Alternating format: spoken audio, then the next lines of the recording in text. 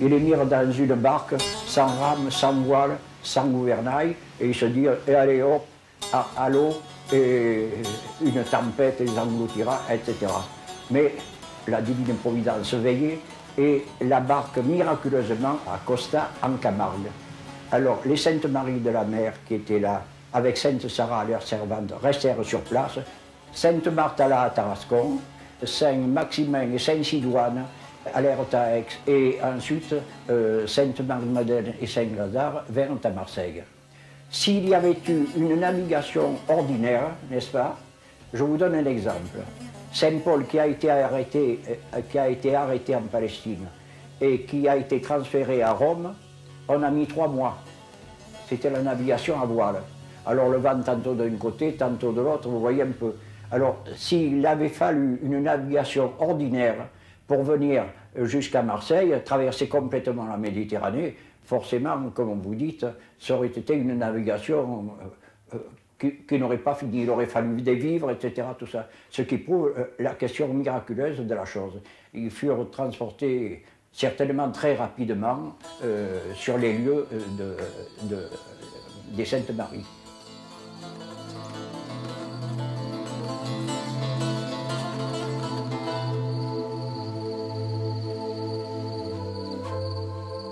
On a découvert qu'il existait une ligne de navigation qui partait de Césarée-Maritime, quasiment le port de Jérusalem, qui suivait les côtes, c'était comme un cabotage phénicien, Athènes, Rome, Marseille et Narbonne.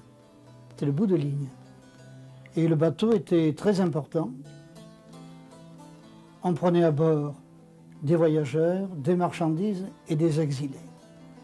Quand on voulait faire oublier quelqu'un, c'est là qu'on retrouve notre histoire des Saintes Maries de la Mer.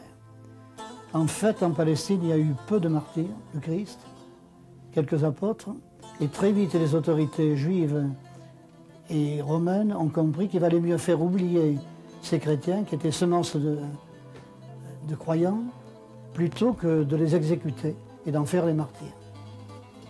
Alors on pense qu'il y a eu un embarquement nombreux.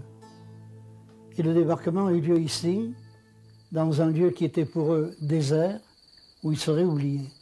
Mais en fait, en oubliant que c'était également un lieu de passage, les 2 bras du Rhône étaient navigables.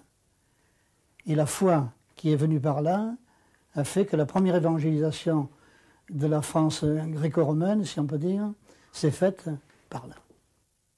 Alors, comment sont arrivées les saintes? Sont-elles arrivées? Ça, c'est autre chose.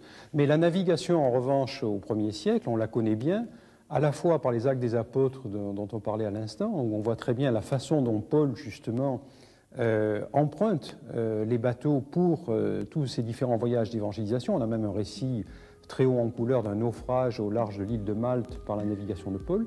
Et puis on la connaît bien aujourd'hui grâce au travail de nos collègues archéologues sous-marins qui, par toutes les épaves qui sont fouillées dans la rade de Marseille, mais également au large des côtes provençales et dans toute la Méditerranée, permettent de bien connaître les circuits de navigation. Vous avez à la fois une navigation en haute mer, mais vous avez aussi du cabotage, et vous avez des lignes extrêmement régulières pendant toute la belle saison.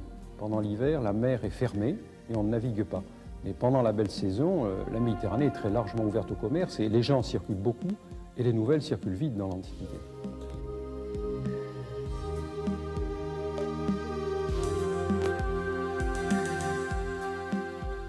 C'est intéressant au niveau symbolique, car la barque évoque la barque de l'Église, qui est sans voile ni rame et qui est conduite par l'Esprit Saint.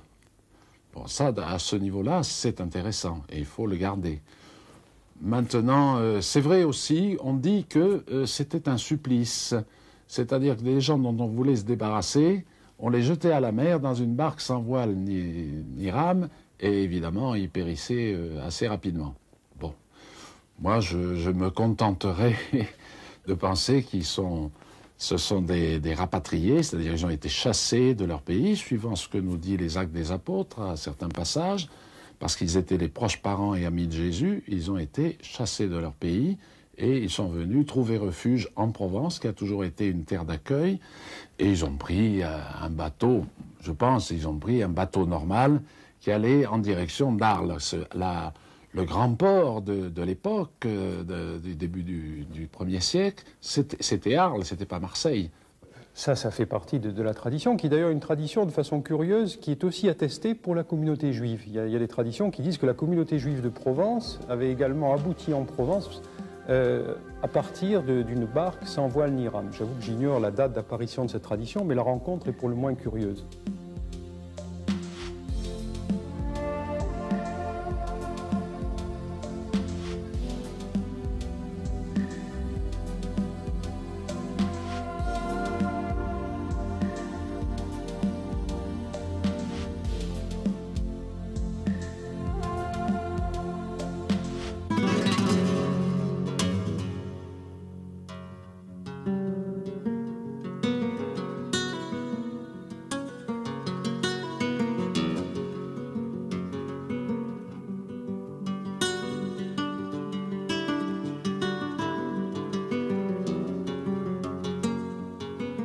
Les Gitans prennent Sainte-Sara et sur leurs épaules la portent jusqu'au rivage.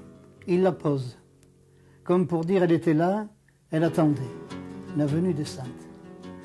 Alors c'est enfantin, si l'on peut dire, c'est naïf, mais en même temps c'est très riche de symboles, c'est très émouvant. Et le lendemain, c'est la barque qui est portée sur le même parcours qui entoure le pays. On suit le chemin des remparts.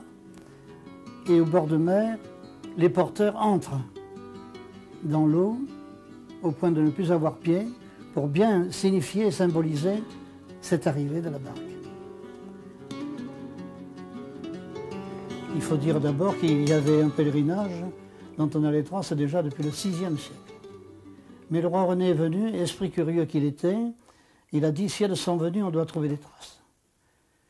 Il a convoqué un chef de travaux, le chevalier d'Arlatan, 14 terrassiers assermentés, et les fouilles ont commencé au niveau de la crypte que nous avons vue ce matin. Et au bout de quelques mois, on notait précieusement tout ce qu'on trouvait. On a découvert 2 corps. Les corps présumés, Sainte-Marie Jacobée et Salomé. Et ce qui est intéressant pour nous également, un site d'habitation primitive, démontrant qu'elles avaient vécu là, qu'elles avaient cuisiné, qu'elles avaient habité ce lieu. Et on pense alors qu'elles ont reçu là les habitants du pays, qui étaient des Ligures, également les Romains qui occupaient le pays, et peut-être les Gitans. Mais là, on n'a que des probabilités. Sur bien des points, on doit faire des hypothèses, voyez, qui sont quelquefois vérifiées ou contredites, mais on en est réduit à l'hypothèse. Alors toujours est-il qu'elles ont évangélisé les gens du pays, et Sarah, chef de tribu, c'était le matriarcat à l'époque, c'est la femme qui conduisait la tribu, encore maintenant d'ailleurs. On les taquine en leur disant « mais qui est-ce qui gouverne ?» Ils nous disent « mais c'est nous, les hommes ». En fait, pour les décisions importantes, c'est la femme qui décide. Et Sarah a écouté l'évangile, la bonne nouvelle, et a demandé le baptême. Elle et sa tribu. Donc, ce qui veut dire que Sarah n'était pas dans la barque, enfin, dans la barque ou dans la C'est-à-dire il y a 2 traditions. Certains disent qu'elle est partie de Palestine, avec les Marie, Marie Jacobée, Marie Salomé, et d'autres, Mistral avec, disant que c'est plutôt, elle était à l'accueil. La tradition la plus courante et la plus officielle nous dit que Marie, Jacobée et Salomé sont restées aux Saintes-Maries de la Mer avec Sarah, la gitane, qui paraît-il serait d'origine égyptienne. Et puis après, ils se sont, selon l'ordre donné par le Seigneur, ils se sont divisés, ils se sont séparés, et Marthe est allée à Tarascon et à Avignon. Tarascon qui était un lieu de passage important sur le Rhône, de la Via Domitia. Et puis après, Lazare, avec sa sœur Marie-Madeleine, est descendu à Marseille, qui était une ville grecque, et a annoncé l'évangile, paraît-il, enfin selon la tradition, sur le parvis du temple d'Artémis, car la grande déesse des Marseillais, des Phocéens, c'était Artémis. Alors le Lazare dont nous sommes à peu près sûrs ici à Saint-Victor est un Lazare évêque d'Aix, enterré, inhumé ici dans les cryptes, vraisemblablement en 441, aux alentours de 440. Et c'est ce Lazare, évêque d'Aix, qui ramène au 5e siècle Jean Cassien. Oui, en fait, il y a une inscription dans une chapelle à côté, là, qui est consacrée à un certain Lazarus, auquel l'inscription donne le titre de pape, qui était très certainement l'évêque d'Aix qui a vécu au tout début du 5e siècle et qui avait puissamment aidé les Marseillais à ce moment-là et qui a été enterré dans les cryptes. Et un certain nombre d'historiens supposent, à mon avis avec de bons arguments, que c'est peut-être à cause de la présence de cette inscription qu'au début du Moyen-Âge a cristallisé la légende du Lazare, le ressuscité des évangiles, premier évêque de Marseille. Quand on visite Saint-Victor, à un moment donné, il y a une plaque en latin où il dit, qui rappelle la mémoire de Lazare en disant « Ici gît Lazare », et il y a 2 fois P et 2 fois M avec un trait dessus, ce qui signifie manifestement martyrium et pape. Hein? C'est pape, c'est-à-dire évêque. Il s'agit d'un évêque et martyr, et c'est le propre de Saint Lazare, le ressuscité, premier évêque de Marseille, selon la tradition. Alors, comme cette plaque est gênante, on est allé chercher un autre Lazare. Et effectivement, on en a trouvé un au 5e siècle, qui est le Lazare d'Aix-en-Provence. Et alors, Lazare, ce Lazare-là serait mort à Marseille, et c'est de lui dont me parlerait la plaque à Saint-Victor. Personnellement, je m'excuse, mais je me permets vraiment de sourire, là, parce que on nous accuse de ne pas être sérieux, mais là, je crois qu'on n'est pas sérieux en affirmant de telles choses.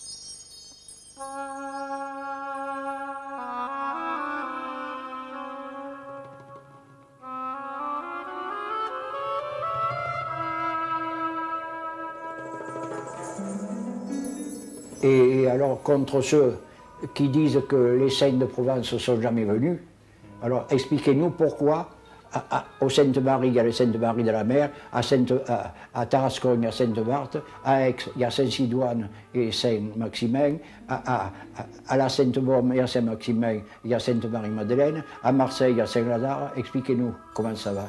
Voyez-vous, voilà, c'est ça. On a voulu, dans les écrits provençaux, au Xe, XIe et XIIe siècle, voir dans le Lazare des cryptes, donc comme je le disais, évêque d'Aix, inhumé au 5e siècle, on a voulu y voir le Lazare, ami du Christ, le ressuscité, qui avec la Madeleine, Sainte-Marie, Sainte-Sara, serait arrivé jusqu'au Sainte-Marie de la Mer. Pourquoi pas? Pourquoi pas? Personne ne le sait.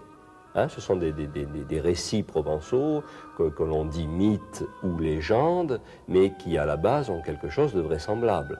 Le vraisemblable, c'est le Lazare des cryptes, 5e siècle, évêque d'Aix.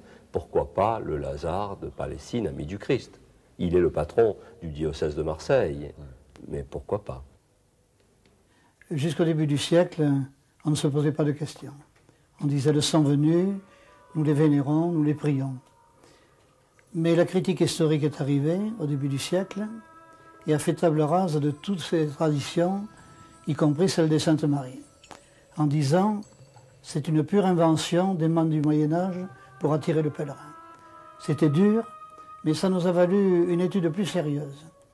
Nous avons surtout des silences dans les textes, et c'est vrai qu'il est difficile de s'appuyer sur un silence précisément.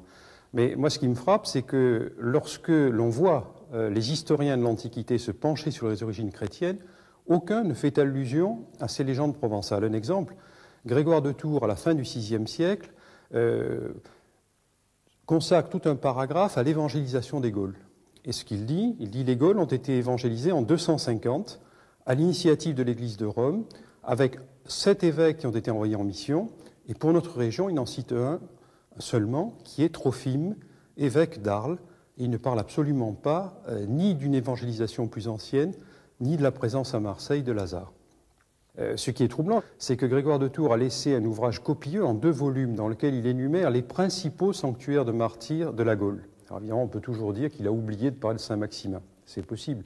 Ce qui est troublant, c'est qu'en Provence, par exemple, il connaît bien Saint-Victor de Marseille, et il dit qu'ici même, les gens viennent prier sur le tombeau de Victor, sont guéris, qu'il y a des miracles.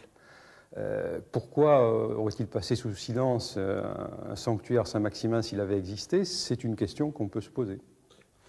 Alors, Grégoire de Tours, d'abord, n'était pas un provençal. Il était originaire de Clermont-Ferrand. Il était devenu évêque de Tours. Et il a fait sa tournée, on peut dire, des gloires de la Gaule ancienne, en particulier pour nous donner ces gloires inconnues ou méconnues. Hein. Les grands saints, je dirais, il n'avait pas besoin d'en faire la liste, ils étaient vénérés. Prenons l'exemple de notre grande sœur de Lyon, puisqu'on dit toujours Lyon, Marseille c'est nul, mais Lyon c'est beau. Hein. Parce qu'il y a le fameux texte de César, du martyr de Lyon qu'on retrouve dans l'historien Eusèbe de Césarée. Alors, l'historien dit, chouette, un texte. Hein. Bon. Mais quand Grégoire de Tours passe à Lyon, il parle de qui au fait? De Blandine? Pas un mot. De Potin? Pas un mot. D'Irénée de Lyon, le grand docteur? Pas un mot. Il parle de Saint-Just.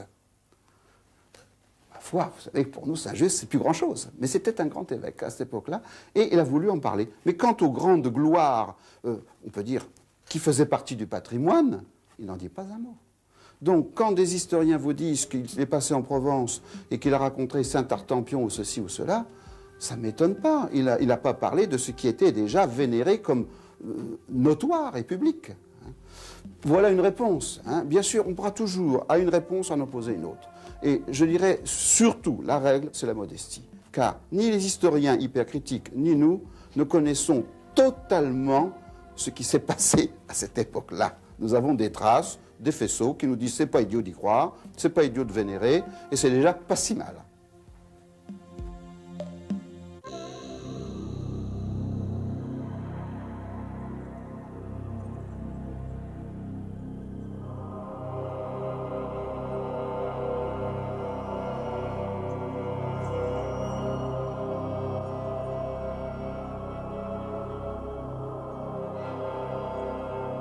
C'était une forêt sacrée, déjà à l'époque de César, quand il a envoyé les soldats et des esclaves pour couper des arbres afin de faire des engins de guerre contre Marseille.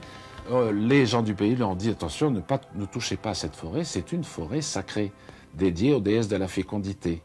Et là, ils ont désobéi. Il a fallu que César monte, prenne une cognée, abattent le premier arbre et disent aux gens, bah, écoutez, si vraiment les déesses ne sont pas contentes, c'est à moi qu'elles s'en prendront. Et effectivement, il ne croyait pas si bien dire, puisque je crois, 3 ans après, il a été assassiné.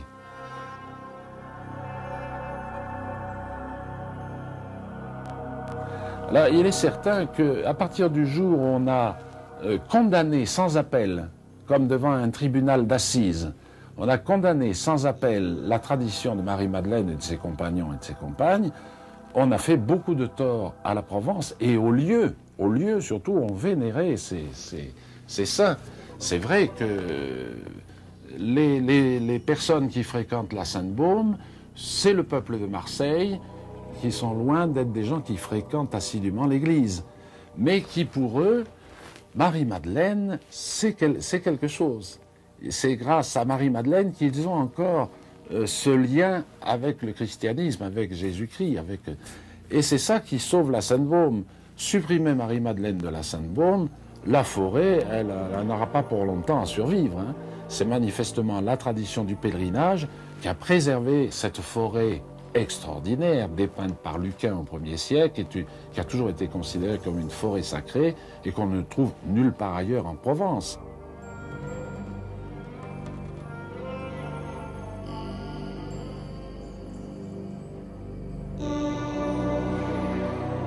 La Sainte-Baume, donc, ceci, très beau, une forêt, vous grimpez, vous montez, il n'y a pas de route, vous arrivez, qu'est-ce qu'est le sanctuaire? C'est pas une église, c'est une grotte, tout bêtement une grotte. Et cette grotte, on dit, dans nos traditions de Provence, on dit c'est là que Marie-Madeleine a vécu les dernières années de sa vie, dans une vie de contemplation, de mémoire heureuse, où elle remémorait dans son cœur tout ce qu'elle avait vécu avec le Christ. Hein. Or, cette grotte, comment ne pas songer à cette haute grotte, à ce tombeau creusé dans le rocher, où après la Passion, on dépose le corps du Christ et on le mure avec une pierre. Moi, je comprends Marie-Madeleine.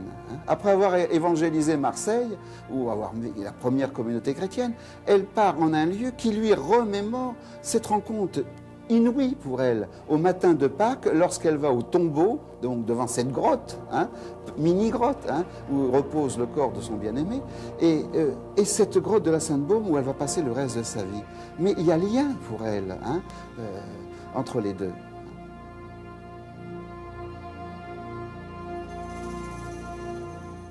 Marie-Madeleine est quand même, elle est présente, vous savez, elle agit. Je crois à ça, bon, je vais peut-être paraître ridicule à certains, mais enfin, ça fait partie quand même du dogme chrétien, la providence. Il y a une providence et il y a une intercession des saints. Je crois que Marie-Madeleine veille beaucoup sur ce lieu et ce lieu reste pour le moment protégé par le peuple de Marseille, par ces multitudes de gamins qui montent au mois de mai et au mois de juin. Ils montent des enfants ici, mais c'est effarant, effarant de tous les quartiers populaires de Marseille. Et puis tout ce peuple de Marseille qui vient le dimanche est protégé par ça. Comme aux Saintes-Maries de la Mer, si ça existe encore, la tradition des Saintes-Maries de la Mer, c'est grâce aux Gitans. C'est les deux grands pèlerinages, c'est le pèlerinage des Gitans. Et alors voilà, nous sommes préservés par les petits, quoi, et c'est très évangélique.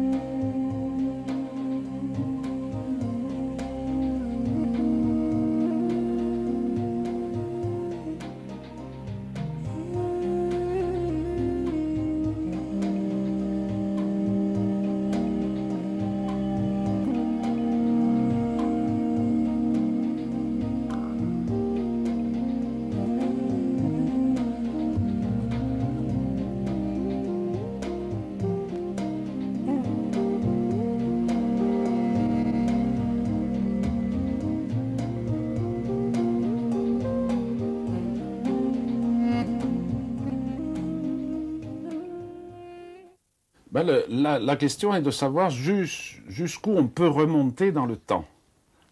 Alors, la version officielle actuellement, qui a été développée récemment dans un livret publié par l'Église d'Aix-en-Provence, est de dire que cette tradition est une légende du XIe siècle, sortie de l'imaginaire des Marseillais ou des Provençaux, tant on sait qu'ils ont beaucoup d'imagination. Les tenants qui sont contre la tradition nous disent c'est une légende qui ne remonte pas plus haut que le XIe siècle. Bon, enfin, moi je veux bien, mais en étudiant quand même tous les textes, etc., on s'aperçoit. D'abord, il y a au IXe siècle une vie de Sainte Marie-Madeleine et de Sainte Marthe qui, après une étude critique, est manifestement un texte du IXe siècle qui nous raconte la vie de Marie-Madeleine et de Sainte Marthe, sa sœur, en Palestine et en Provence, avec l'histoire de Marthe à Tarascon, Marie-Madeleine à Marseille, à Aix-en-Provence et à Saint-Maximin. Bon. Première chose, ce texte du IXe siècle, ça fait déjà reculer la tradition au IXe siècle. On recule déjà.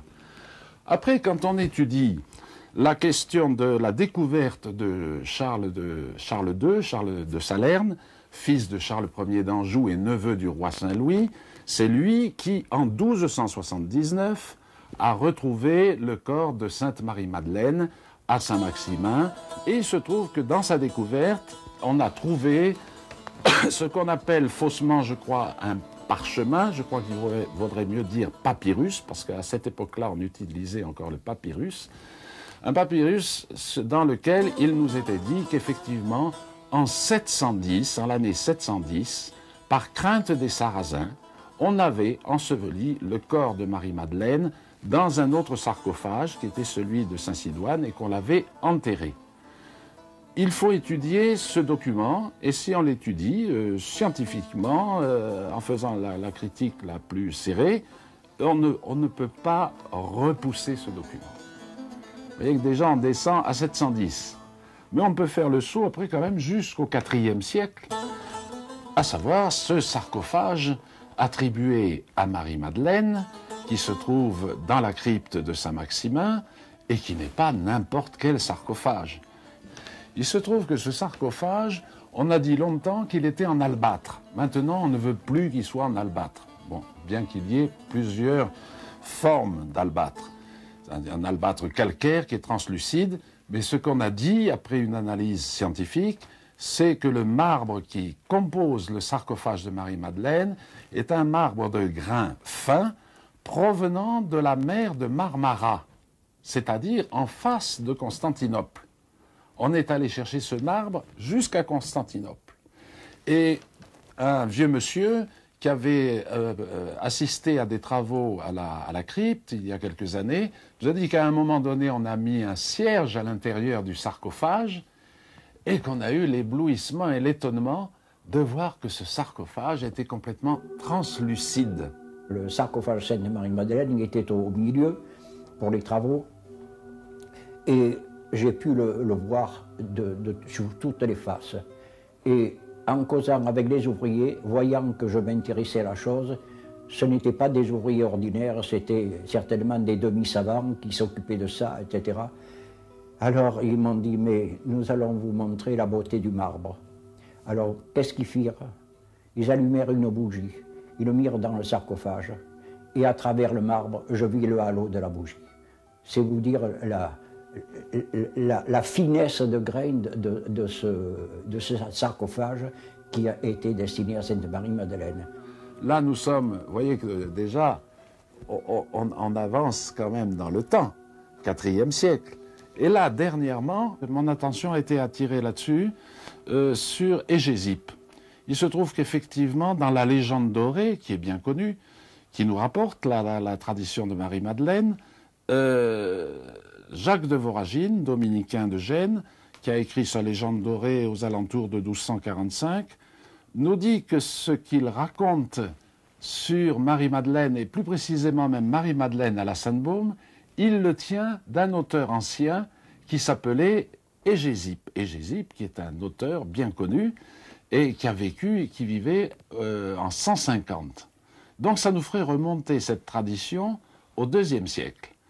Si on me prouve, ce qu'on n'est pas encore arrivé à prouver, que tout ça c'est faux, c'est de la galéjade, bon, ben moi je mets la clé sous la porte et à la Sainte-Baume, il n'y a plus qu'à faire un restaurant 3 ou 4 étoiles hein, pour gens privilégiés.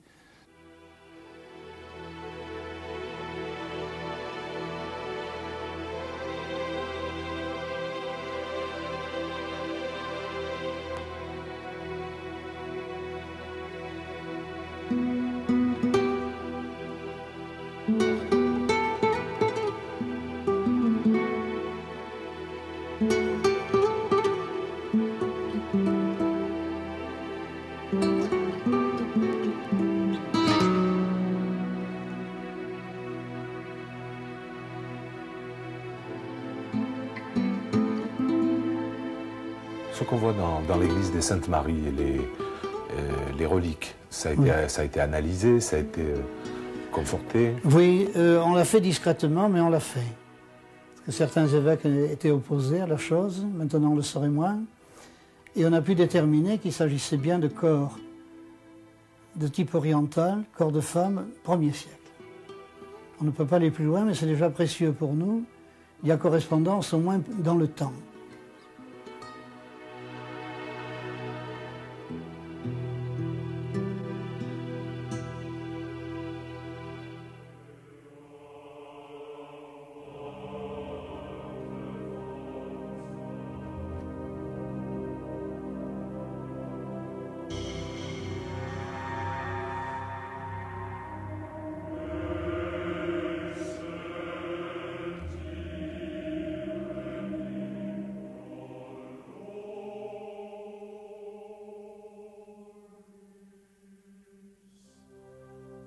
Alors, ce sont les reliques de Marie-Madeleine, son crâne essentiellement. Nous savons que lorsqu'elle est morte dans les bras de Saint-Maximin, elle a été enterrée ici même par Saint-Maximin, et ses reliques qui sont restées ici pendant 700 ans. Auparavant, vers le IVe siècle, elle a été mise dans le sarcophage qui est ici devant, qui venait de Barbara, un sarcophage en albâtre.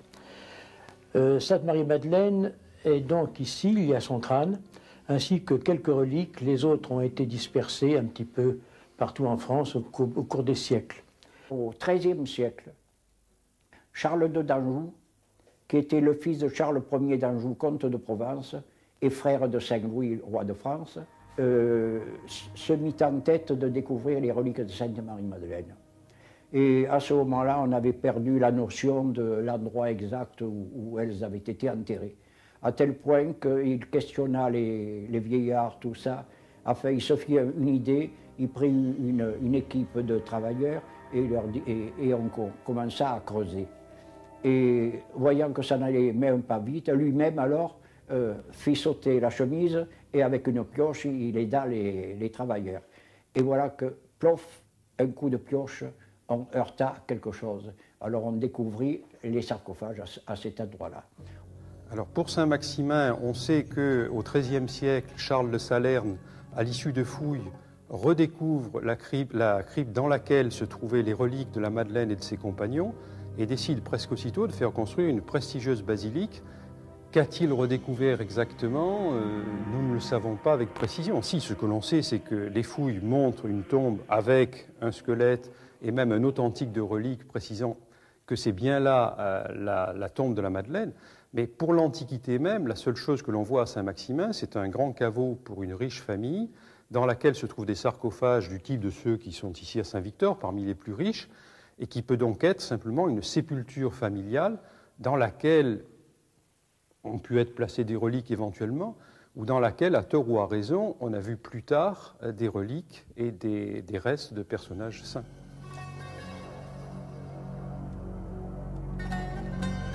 La dernière chose merveilleuse, au point de vue archéologie, et archéologie scientifique, c'est les fouilles qui ont été faites à Saint-Maximin en 1994. On est tombé à l'occasion de travaux dans la ville, sur la place à côté de la basilique. Monsieur Carazé, qui est l'archéologue municipal de Saint-Maximin, est tombé, providentiellement, est tombé sur un stylobate et à côté de ce stylobate, c'est une colonne, quoi.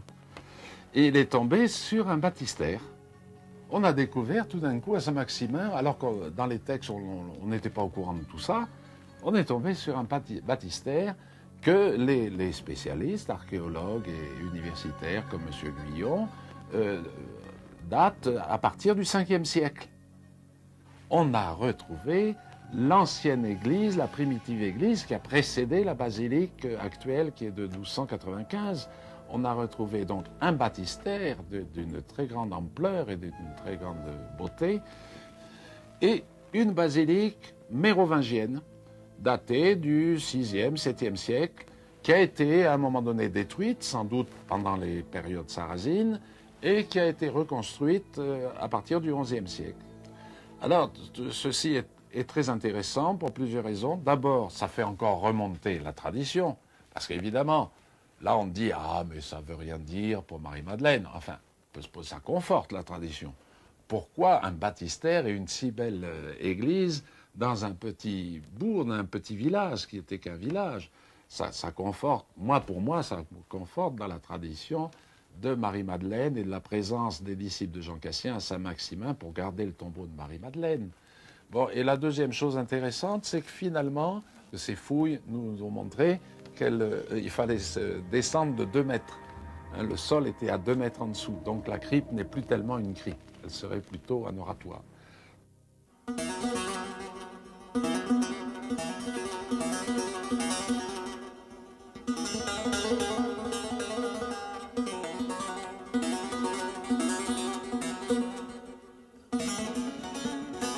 Jésus avait prédit sa résurrection à plusieurs reprises.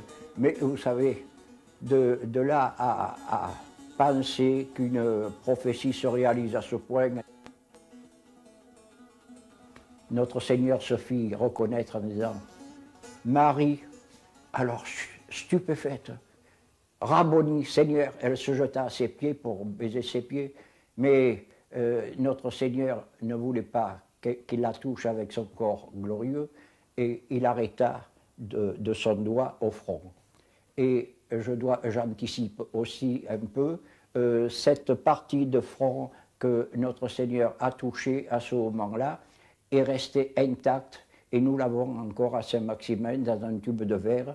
On appelle cela la relique du noli me tangere, parce que notre Seigneur, en l'arrêtant, lui dit « noli me tangere », c'est-à-dire « ne me touche pas ». Voyez-vous, c'est ça.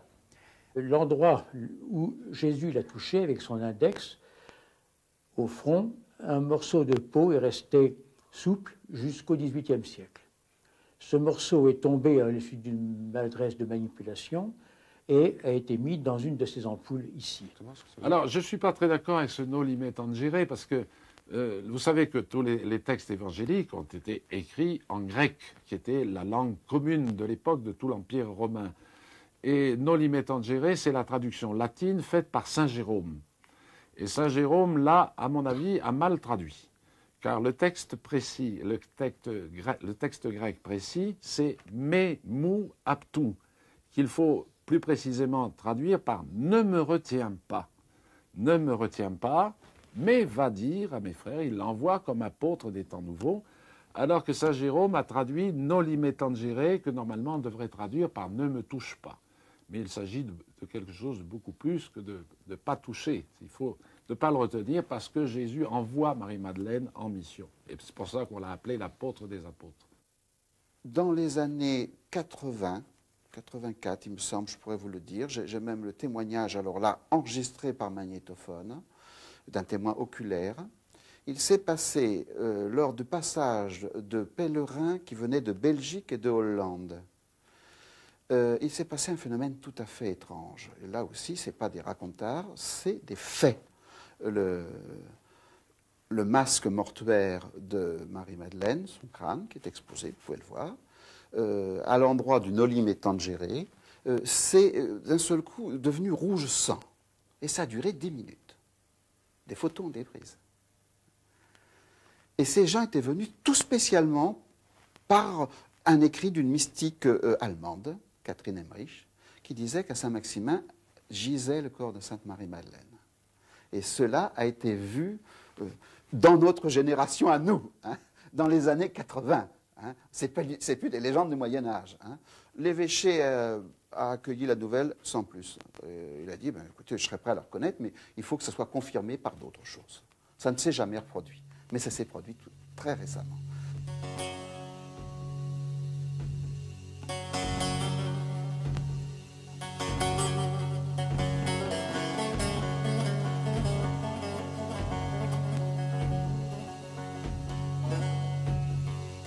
Pour ma part, je penserais que ces traditions provençales, que l'on voit attestées uniquement à partir du Moyen-Âge, n'ont probablement pas de point d'accrochage historique sûr dans l'Antiquité. Et même à mon sens, on n'en trouve pas trace dans l'Antiquité. Donc il s'agit plutôt, à mon sens, d'efforts faits par les hommes du Moyen-Âge pour se réinsérer au mieux dans toute une histoire chrétienne.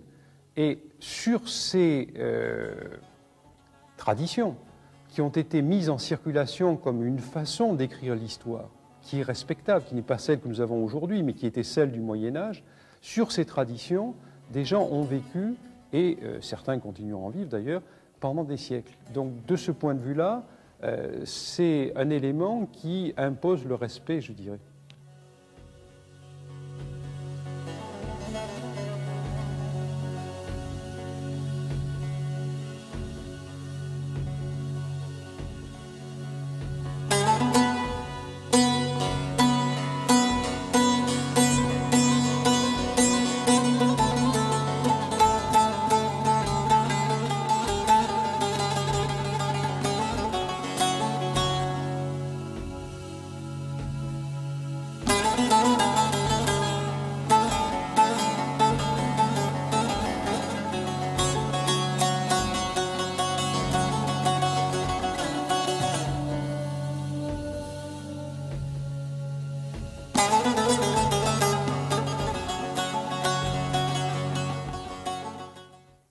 La tradition affirme que Marie-Madeleine, au pied de la croix, recueillit dans la poussière, dans les graviers, le sang de Jésus qui s'écoulait depuis la plaie sur le côté qui lui avait été infligée par les légionnaires.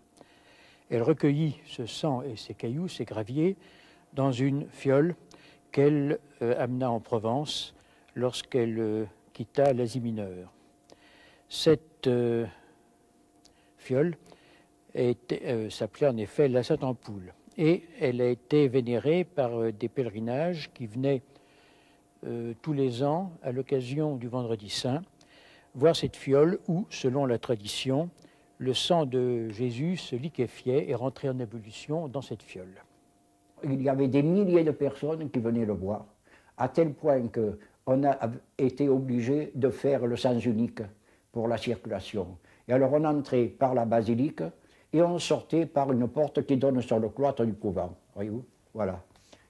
Cette petite fiole, tous les vendredis saints, et là, devant notaires, devant des milliers de pèlerins, là je n'invente plus, c'est de l'histoire, hein, cette fiole rentre en effervescence le vendredi saint à 3 h de l'après-midi, au moment où le Christ meurt.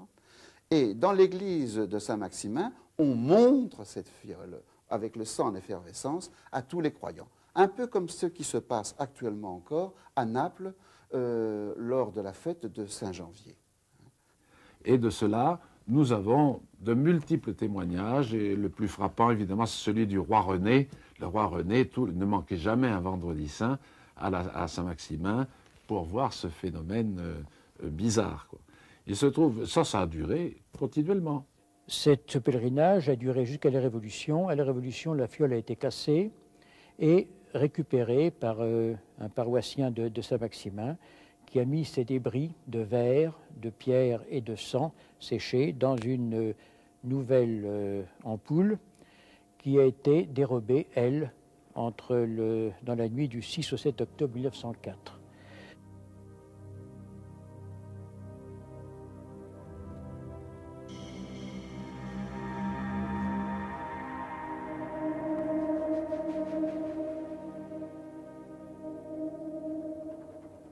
Alors en fait, la radiesthésie permet de faire deux types de recherches, soit de travailler directement sur des sujets ou sur des lieux quand on est en situation, soit de travailler sur des plans ou sur des cartes géographiques pour faire des recherches un peu plus resserrées de lieux, de monuments ou de sites archéologiques.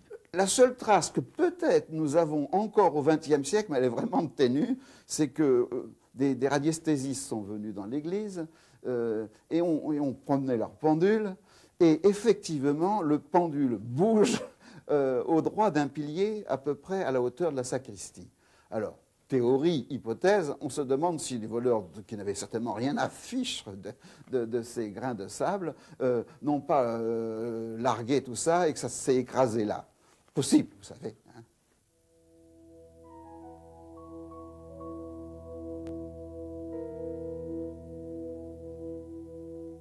Comment penser que ce soit quelqu'un extérieur à Saint-Maximin qui l'ait dérobé? Oui.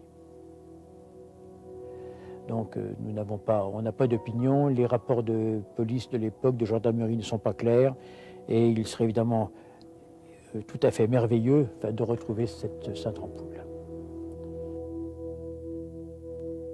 Au niveau de Saint-Maximin, on peut poser la question sur la ville d'une façon globale, à savoir si vous permettez, je vais reprendre mes outils. Voilà, donc on prend la relation vibratoire du témoin, de la Sainte Ampoule, avec la basilique. Quand on prend effectivement la vibration simplement de ce témoin, vous voyez, sur une échelle, on est à 100%. Si on la prend en même temps que la basilique, on descend au niveau énergétique. Ce qui veut dire que la relation n'est pas forcément avec la basilique. Mais quand on met le témoin sur le plan de la ville d'une façon un peu plus globale, sans tenir compte de la basilique, on remonte effectivement au niveau de l'énergie, ce qui peut donner une indication vibratoire, ce qui veut dire qu'il est possible qu'elle soit localisée au niveau de la ville, mais pas forcément dans la basilique. Alors on peut essayer de localiser à partir du moment où on sait que ce n'est pas forcément sur la basilique, on peut chercher quelle est effectivement la vibration la plus forte en relation avec le témoin.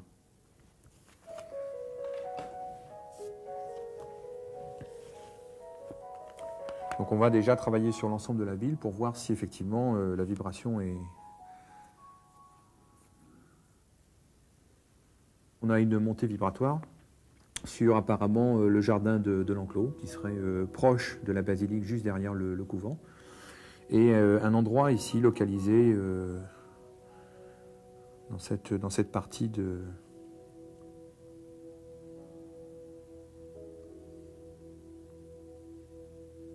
Il y a une rue qui s'appelle l'avenue du 15e corps, je ne sais pas ce que... Ce serait localisé dans cette partie.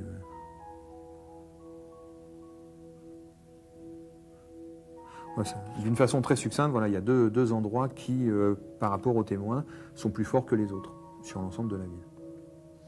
Je pense que ça serait intéressant à ce moment-là, sans ce qu'on appelle nous en aveugle, faire vérifier peut-être par d'autres personnes, soit avec d'autres outils, soit avec les mêmes outils, de voir s'ils trouvent aussi une vibration à ces deux mêmes endroits. À partir de ce moment-là, si vous avez, je sais pas, 5-6 personnes qui trouvent la même chose avec des outils différents ou en utilisant la radiesthésie de façon très locale sur ça, bon, ça veut dire que quelque part, il y a peut-être quelque chose d'intéressant à piocher, quoi, hein.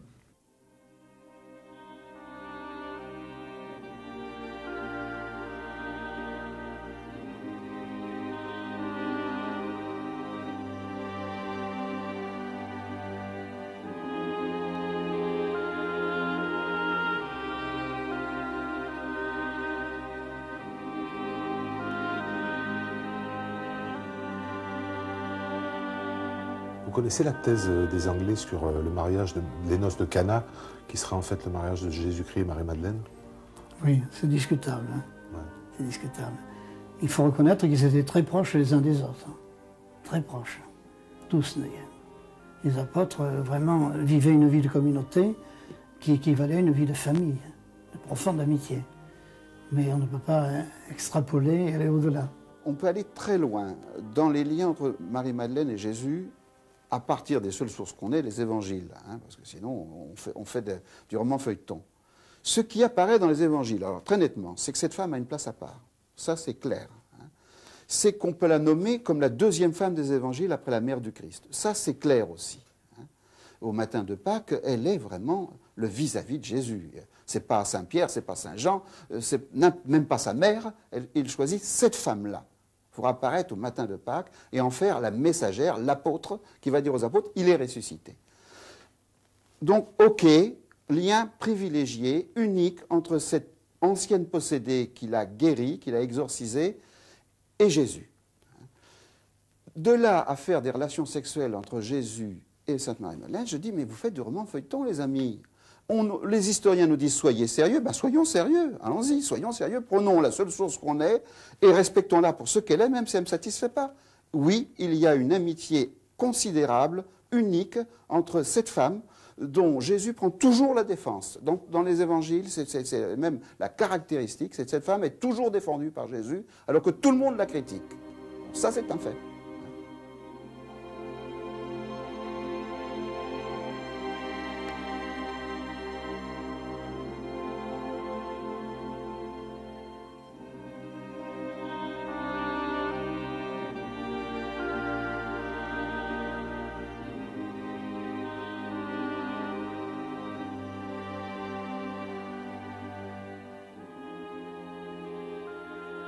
N'oubliez pas qui est Sainte Marie-Madeleine. Hein. Sainte Marie-Madeleine, c'est une femme, je dirais, du XXe siècle.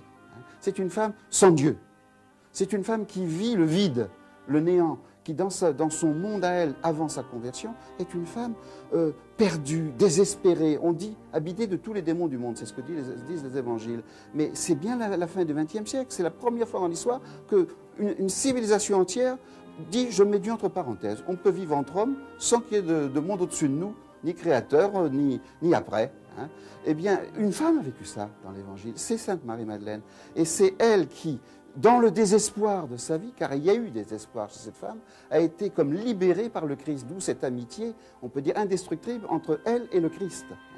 Parce qu'elle était redevable de ce qui y avait de plus précieux pour elle, elle était une ressuscitée morale, hein, une ressuscitée psychologique. Et on comprend qu'entre elle et le sang du Christ, il y a ce lien du prix du sang. Voilà. Tu m'as coûté cher. Hein. c'est ma mort. D'autant plus quand on regarde les évangiles, on s'aperçoit que cette femme, involontairement, fout le Christ dans la merde tout le temps. Hein. C'est une femme qui était, on peut dire, un peu excentrique. Hein. Et elle a eu des gestes désordonnés d'amoureuses, de personnes reconnaissantes, je dirais, de personnes reconnaissantes. Et à chaque fois, ça commence avec les pharisiens où, lors d'un repas, elle arrive dans un repas où on était entre hommes, comme une intruse. Elle se met à pleurer sur les pieds du Christ. Elle les essuie avec ses cheveux qu'elle avait dénoués. Et donc, le pharisien, qui était quand même un type bien élevé, qui avait le sens des bonnes mœurs, dit « Mais oh, maître, moi je t'invite déjà pour essayer de voir si t'es pas trop idiot. » Et là, tu te laisses véritablement caresser par cette femme qui est connue comme une pécheresse publique dans la ville. Hein, je ne dis pas une prostituée, une pécheresse. Hein, une femme qui avait mauvaise réputation dans la ville.